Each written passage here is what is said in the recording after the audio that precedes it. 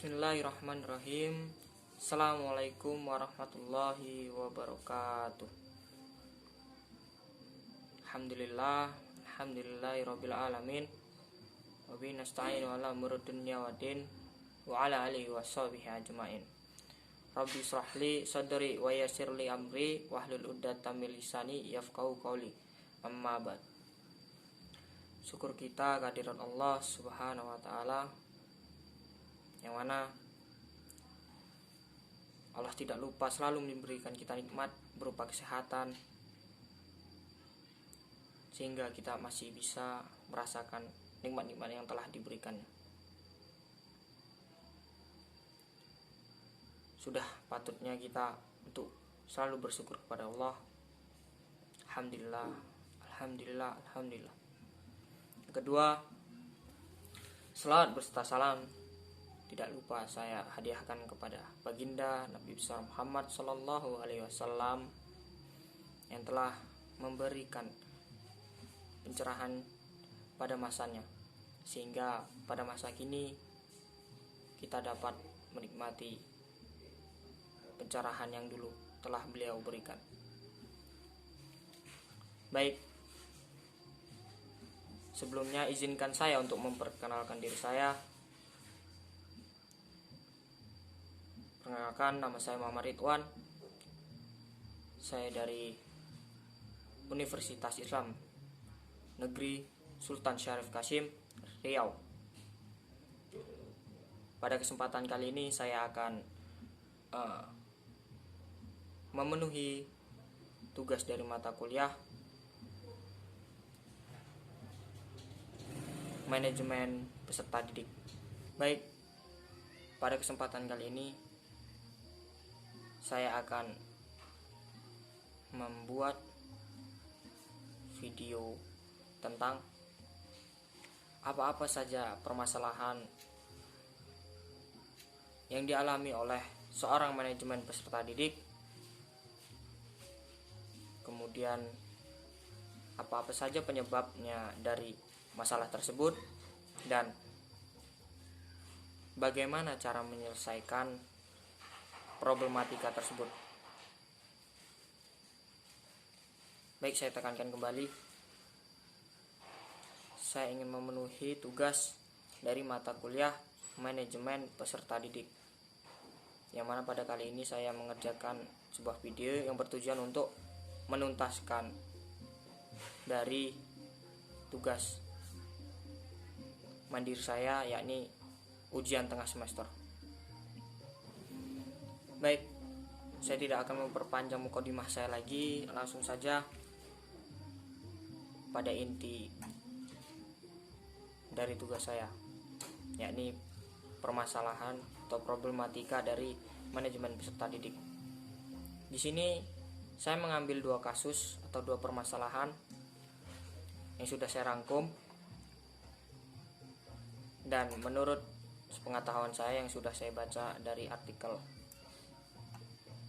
Yang pertama yakni permasalahannya atau problematika ya ini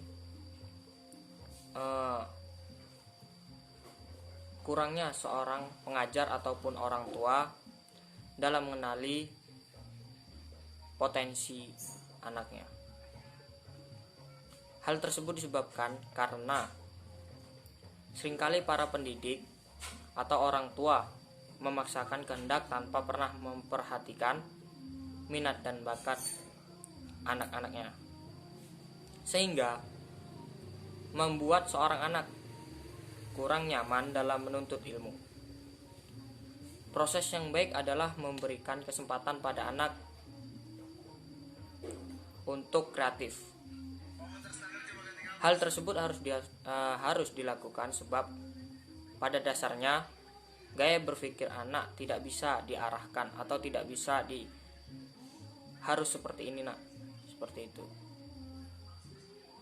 Biarkan anak tersebut yang mengembangkan potensi dalam dirinya, tanpa harus kita yang mengatur, kita yang memberikan arahan. Kita cukup di belakangnya saja, dalam arti kita cukup mengawasi apa yang telah dilakukan oleh anak tersebut, apa yang menjadi potensi anak tersebut. Nah, setelah itu tugas kita yakni untuk mengembangkan. Kemudian permasalahan yang kedua yang saya ambil, yang seringkali timbul dalam dunia pendidikan Indonesia, namun tidak menutup kemungkinan terjadi pada belahan dunia lainnya, yakni pendidikan di Indonesia identik dengan hafalan berbasis kunci jawaban, ujian nasional, tes masuk perguruan tinggi, dan lain sebagainya. Nah, hal tersebut dilatar belakangi oleh mahasiswa atau siswa peserta didik khususnya yang diharuskan hafal terhadap rumus-rumus atau ilmu pasti dalam ilmu hitung dan lainnya. Bukannya untuk memahami,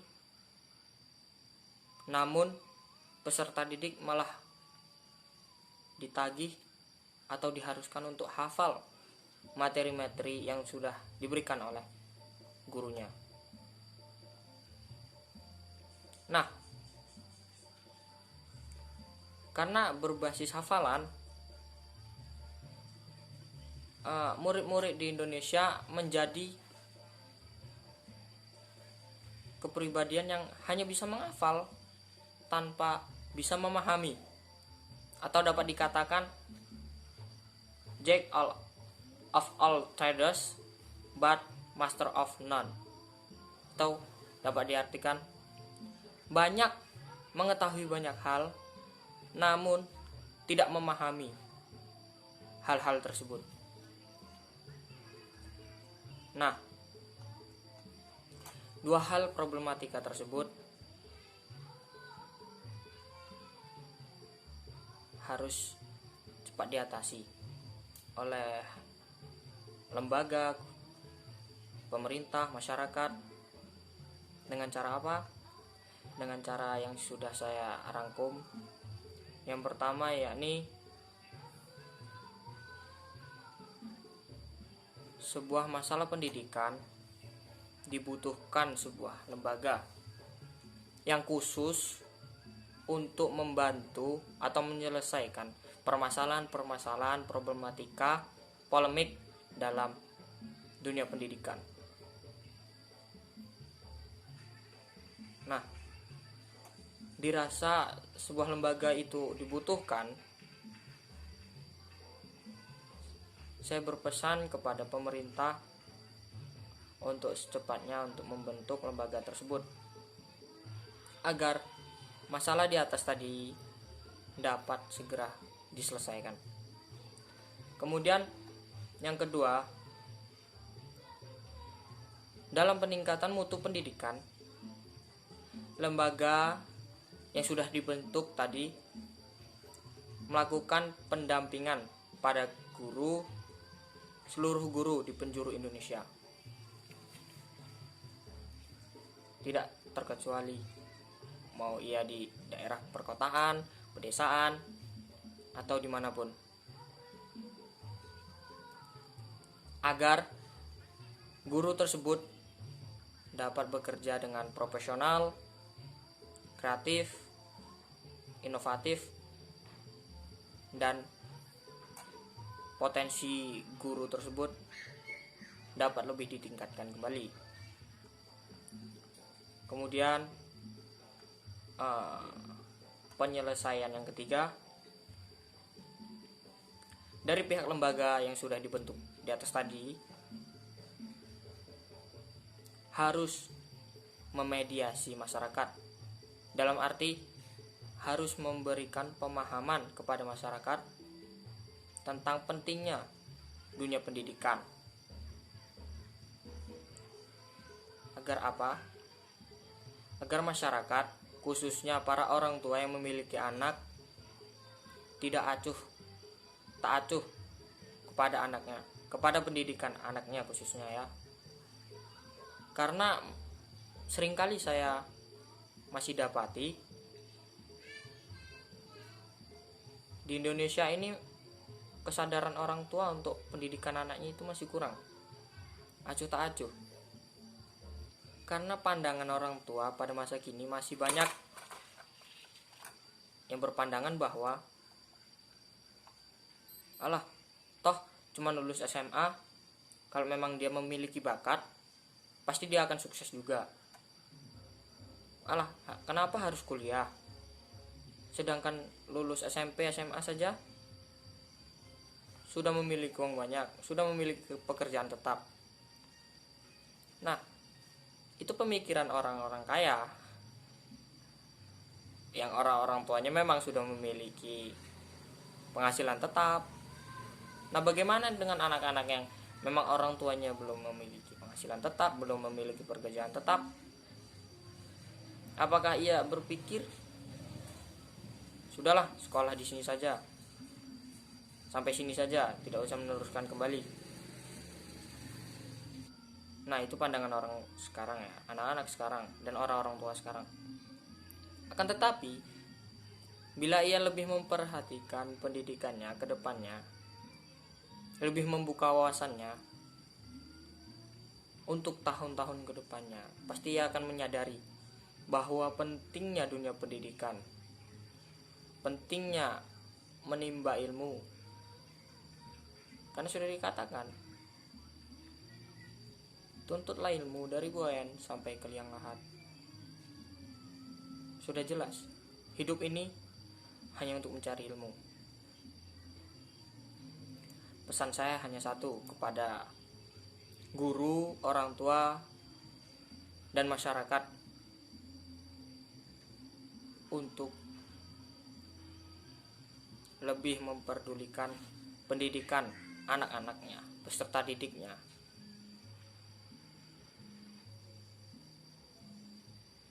untuk lebih mendongkrak, agar lebih mendongkrak anaknya untuk memiliki niat yang cukup untuk bersekolah.